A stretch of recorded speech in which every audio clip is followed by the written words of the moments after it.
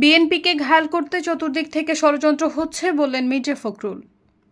বিএনপিকে ঘায়াল করতে চতুর্দিক থেকে ষড়যন্ত্র হচ্ছে বলে অভিযোগ করেছেন দলটির মহাসচিব মির্জা ফখরুল ইসলাম আলমগীর।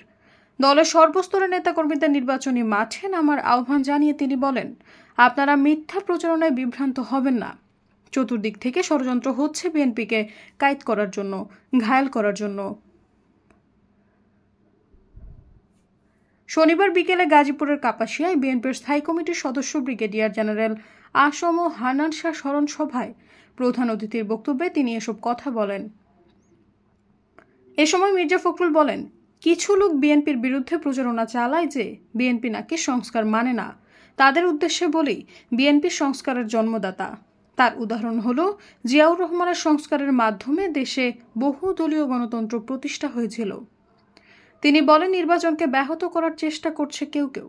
আমরা 15 বছর লড়াই করেছি এই নির্বাচনের জন্য।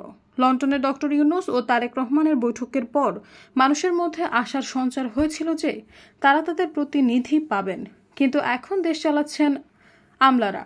আমাদের দাবি একটাই, গণতন্ত্র পুনরুদ্ধারের জন্য আমাদের যে সংগ্রাম, সেই নির্বাচিত পার্লামেন্ট ও নিরপেক্ষ নির্বাচন চাই। সৈয়দা ফারিয়া, সমযোগ।